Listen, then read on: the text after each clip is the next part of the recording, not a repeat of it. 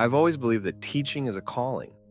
It's not just about imparting knowledge, it's about shaping lives, inspiring dreams, and being a beacon of hope for the young minds we guide. But recently, that belief had been put to the test.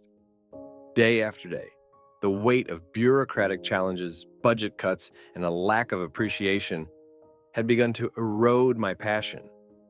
I was exhausted, disillusioned, and on the verge of giving up. It was a particularly rough Friday evening.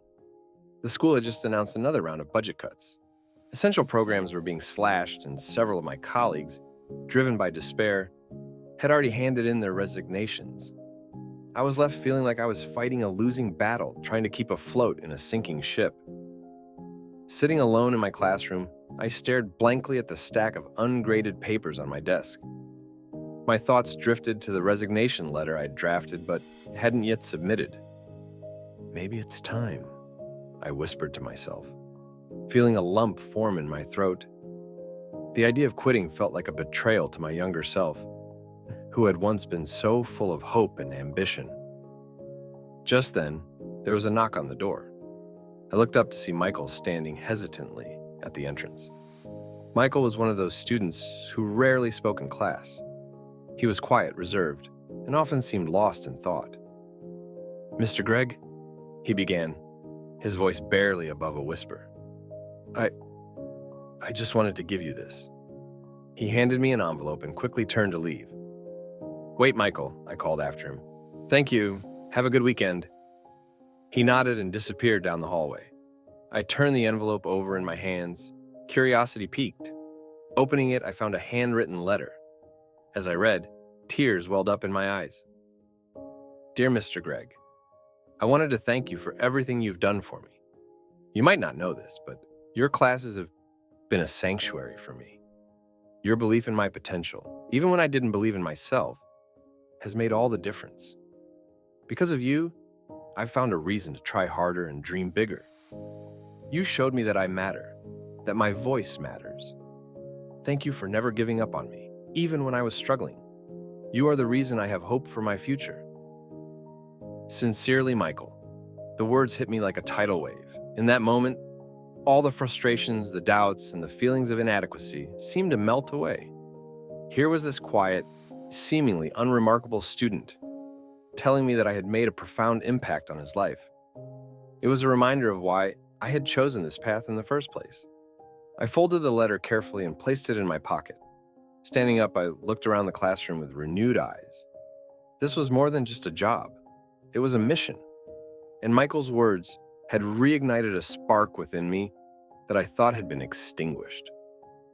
That weekend, I spent hours reflecting on my teaching methods, thinking about how I could make a difference despite the obstacles. When Monday arrived, I walked into the school with a newfound determination. I wasn't just going through the motions anymore. I was on a mission to inspire and uplift my students, just as Michael's letter had inspired me. In the days that followed, I noticed a change in myself. My interactions with students were more meaningful, my lessons more engaging. And Michael, who had always been so reserved, began to open up. During a class discussion, he raised his hand and shared his thoughts confidently. It was a small victory, but it meant the world to me. "Mr. Gregg," Michael said one day after class, "I wanted to ask you something. How do you stay motivated when things get tough?" I smiled, remembering the letter. "Michael, it's students like you who keep me going. Knowing that I can make a difference, even in one person's life, is what motivates me. And sometimes a simple thank you can be the greatest source of strength." He nodded thoughtfully. I never realized how much a few words could mean. "Thank you for everything, Mr. Gregg." "No, Michael," I replied, my voice filled with gratitude. "Thank you." That letter was more than just words on a page. It was a lifeline that pulled me back from the brink of despair. It reminded me that even in the darkest moments, there is always a glimmer of hope. And that hope, no matter how small, can transform lives. Inspired by Michael's heartfelt letter, I decided to give my teaching career one last shot. I remember sitting at my desk that evening, staring at the letter, reading and rereading it. Michael's words resonated deeply within me, and a sense of purpose I had long forgotten began to stir once more. The next day, I walked into the classroom with a renewed sense of energy and determination. I began to implement new teaching methods that I had always wanted to try, but had been too bogged down by the daily grind to pursue. Interactive lessons, group projects, and hands-on activities became the norm. I encouraged the students to think critically and express their ideas freely. "Mr. Gregg, are we really going to build a model of the solar system?" one of the students, Emily, asked, her eyes wide with excitement. "Yes, Emily," I replied, smiling. "But not just any model. We're going to create a 3D model that shows the orbits and the relative sizes of the planets. Everyone will have a part to play." The classroom buzzed with energy and enthusiasm. Michael, who had always been a quiet and reserved student, started to come out of his shell. He took on a leadership role, guiding his peers and helping me organize various projects. His newfound confidence was inspiring to watch.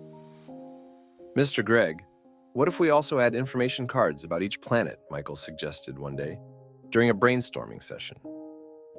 "That's a fantastic idea, Michael," I responded, genuinely impressed.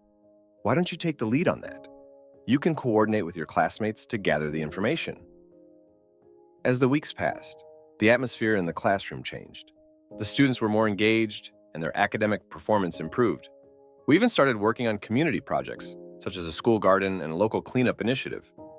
Michael played a crucial role in these projects, often motivating his peers to participate and contribute.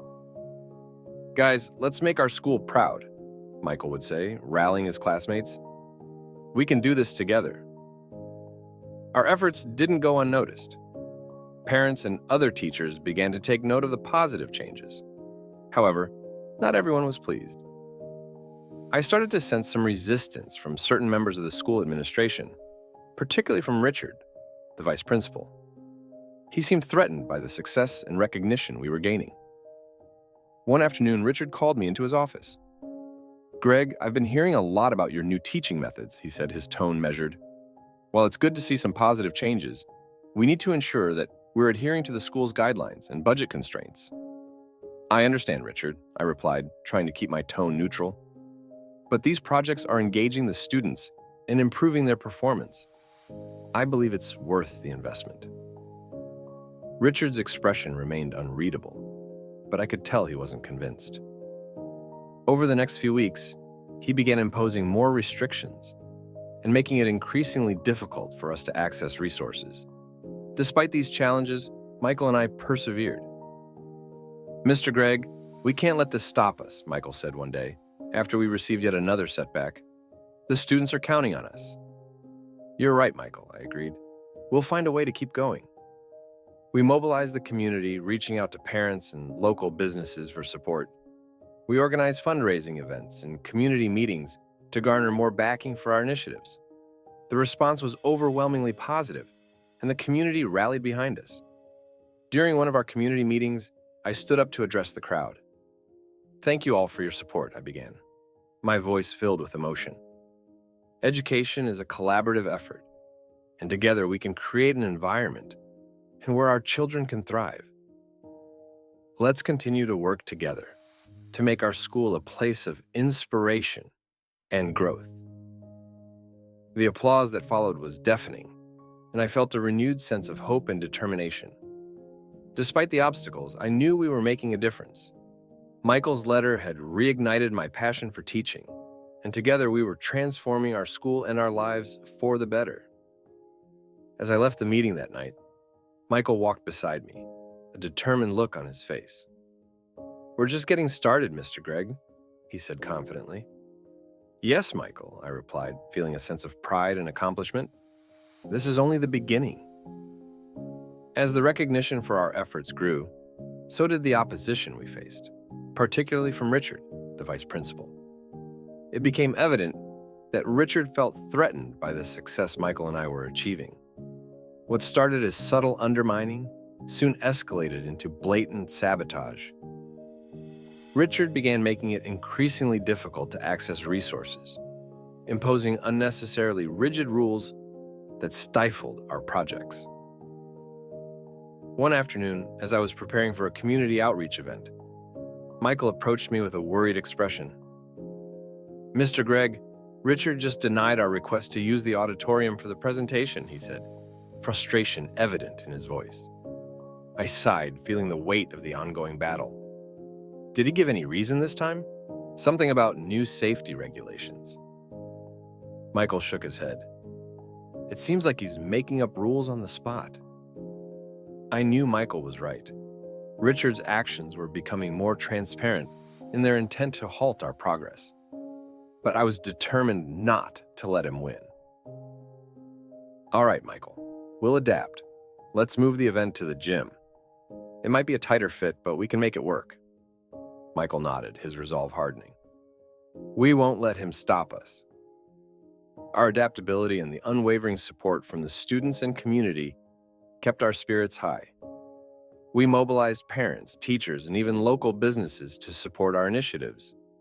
The more resistance we faced, the more united our community became. The turning point came during a particularly heated community meeting. Richard had imposed a new restriction that virtually crippled our latest project, a mentorship program pairing senior students with incoming freshmen. The community was invited to discuss the changes, and I knew this was our chance to rally support. Standing before the crowd, I took a deep breath and began my speech. Education is not just about textbooks and grades. It's about nurturing potential and fostering a sense of belonging. The mentorship program we've developed is a step towards building a stronger, more connected community here at our school. The room was silent, eyes fixed on me. I continued, these restrictions are not just rules. They're barriers to our students' growth. We need to stand together to support initiatives that benefit everyone. Michael, standing beside me, added passionately, we've seen firsthand how these projects change lives. We can't let bureaucracy and personal vendettas stand in the way of progress. The response was overwhelming. Parents, students, and even some teachers who had been hesitant at first voiced their support loudly. Richard, who had been watching from the back, visibly stiffened as he realized the tide was turning against him. Despite the growing support, Richard didn't relent. He intensified his efforts, even going as far as to forge documents to accuse me of misconduct. It was a dark time, filled with uncertainty and fear. The thought of losing my career, my passion over false accusations, was devastating. Michael, however, refused to let me fall. We'll find a way to prove your innocence, Mr. Gregg. I believe in you. His words were a beacon of hope. Together, we dove into an intense investigation, seeking any evidence that could clear my name. It was Michael who finally uncovered the crucial piece, a series of emails that proved Richard's forgery and malicious intent. On the day of the disciplinary hearing, the atmosphere was tense. Michael presented the evidence with unwavering confidence, exposing Richard's deceit. The room was stunned into silence as the truth unraveled. The board exonerated me of all accusations, and Richard was suspended pending further investigation. As I walked out of the hearing, a sense of relief washed over me. Michael stood by my side, a triumphant smile on his face. We did it, Mr. Gregg, he said, his voice filled with pride. We did, Michael, I replied, pulling him into a grateful hug. We couldn't have done it without each other. The victory was sweet, but I knew this was just the beginning. The support from the community had solidified our resolve. With Richard out of the way, we had a clearer path ahead, but I sensed there were still deeper challenges to face. I can't describe the turmoil I felt when Richard intensified his actions against me. Despite the overwhelming support from the community, he seemed hell-bent on getting me out of the picture. One day, I arrived at school only to find a notice on my desk summoning me to a disciplinary hearing. The allegations were serious: misconduct, inappropriate use of school resources, and even falsifying student records. I was dumbstruck. This was a setup, and I knew it, but proving it would be another matter entirely. Michael, I said, my voice heavy with concern, I think Richard's gone too far this time. He's fabricated documents to make it look like I'm guilty of things I didn't do. Michael, who had been my rock during this tumultuous period, looked at me with a mixture of determination and worry. "Mr. Gregg, we can't let him win. We need to find a way to prove you're innocent." Days before the hearing, Michael and I worked tirelessly, combing through records and documents. Michael, with his keen eye for detail, was the first to spot a discrepancy. "Look at this," he said, pointing to a document. "The signature is different, and the dates don't match up. If we can prove that Richard forged these papers, we can clear your name." We decided to take our findings to Mrs. Johnson, a veteran teacher and one of my staunchest supporters. "I've seen a lot in my years here," she said, examining the documents. "But this is a new low, even for Richard. Let me see what I can do to help." With Mrs. Johnson's assistance, we gathered enough evidence to build a strong case. The day of the hearing arrived, and I walked into the room with Michael by my side. The atmosphere was tense, the air heavy with anticipation. Richard sat across the table, a smug look on his face. The principal, Mr. Chambers, began the proceedings. "Mr. Gregg, you are facing serious allegations. How do you plead?" "Not guilty," I replied firmly, "and I have evidence to prove my innocence." Michael, holding a folder full of documents, stood up. "If I may, Mr. Chambers, I'd like to present our findings." Mr. Chambers nodded, and Michael began to lay out our case. He pointed out the discrepancies in the documents, the inconsistent signatures, and the timeline that didn't add up. As he spoke, I could see the realization dawning on the faces of the administrators in the room. Richard's expression shifted from smug confidence to visible unease. When Michael finished, Mr. Chambers turned to Richard. "Mr. Richard, do you have anything to say in your defense?" Richard stammered, "This is preposterous. They're lying." But it was too late. The evidence was irrefutable. Mr. Chambers took a deep breath and said, "Given the evidence presented, it's clear that the allegations against Mr. Gregg were fabricated. Richard, you are hereby suspended pending a full investigation." A wave of relief washed over me. I looked at Michael, who smiled broadly. "We did it," he whispered. The news of Richard's suspension spread quickly through the school. There was a palpable sense of victory in the air, but I couldn't shake the feeling that there was more to this than met the eye. As the celebrations died down, Michael approached me.